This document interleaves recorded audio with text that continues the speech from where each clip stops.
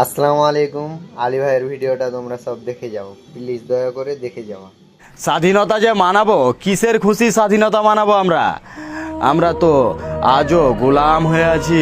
তুমি কি পেরেছো আজ পর্যন্ত তোমার মা বাবাকে খুশি করতে? তুমি কি পেরেছো আজ পর্যন্ত তোমার ভাই বোনকে খুশি করতে? তুমি কি পেরেছো আজ পর্যন্ত তুমি নিজেকে খুশি করতে, নিজের স্বপ্ন পূরণ করতে, নিজের ড্রিম পূরণ করতে?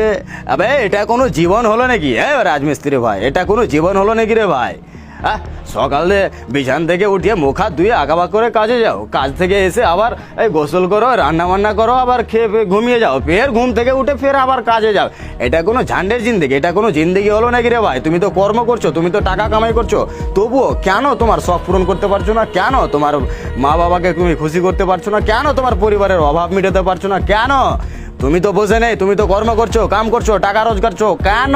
কারণ একটাই। আচ্ছা, আজকে তুমি রাজমিস্ত্রির কাজ করছো?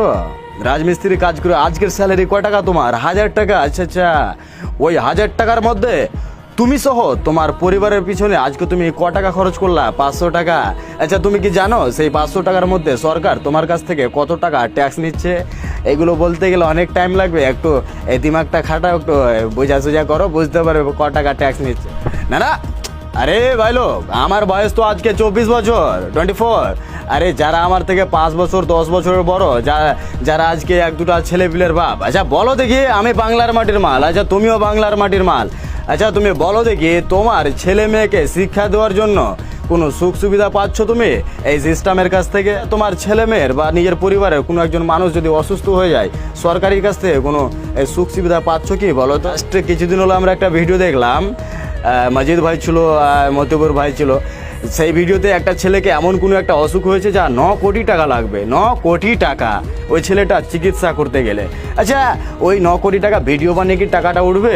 উঠবে কি? উঠবে না।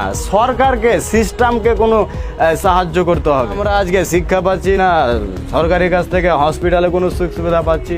আমরা তো আজও গোলাম আছি বে। টাকার অভাবে তো আমরা নিজের চিকিৎসায় সারাতে পারি না বে, নিজের পরিবারের সুখ সুবিধা হটাতে পারি না বে। হ্যাঁ, আমরা তো আজও গোলাম আছি। ধর্ম নিয়ে লড়াই করো, মসজিদ আর মন্দির নিয়ে লড়াই করো। আমি কি কতটা ভুল বললাম? ঘুম থেকে উঠে কামে গাও, কাম থেকে এসে খাওয়া দাওয়া করবা, না রান্না বাড়া করবা, না একটু রেস্ট করবা, খাওয়া দাওয়া করে আবার ঘুমিয়ে যাও, ফের ঘুম থেকে আবার উঠে আবার কাজে যাও। রবিবারের একটা দিন যদি রবিবার আসে, সানডে ছুটি করবা, তবুও একটা চিন্তা যে আজকে যদি কাজ করতাম কিছু টাকা হতো, পরিবারের ওই অভাবটা মিটে যেত। কেন বে? ভারতবর্ষ কি এত ভিখারি নাকি ভাই? বাংলার মাটি কি এত ভিখারি নাকি ভাই?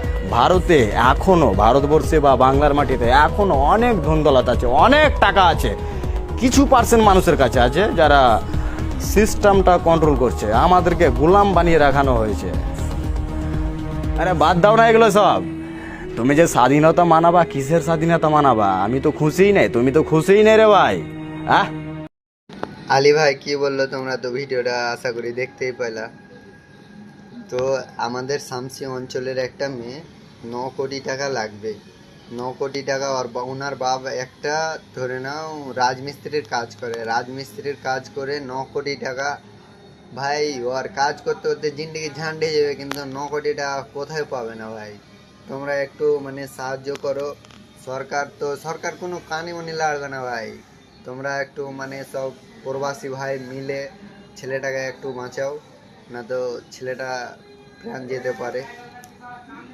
তোমরা বেশি বেশি করে শেয়ার করো ভাই, জানে ভিডিওটা সবাই দেখতে পারে।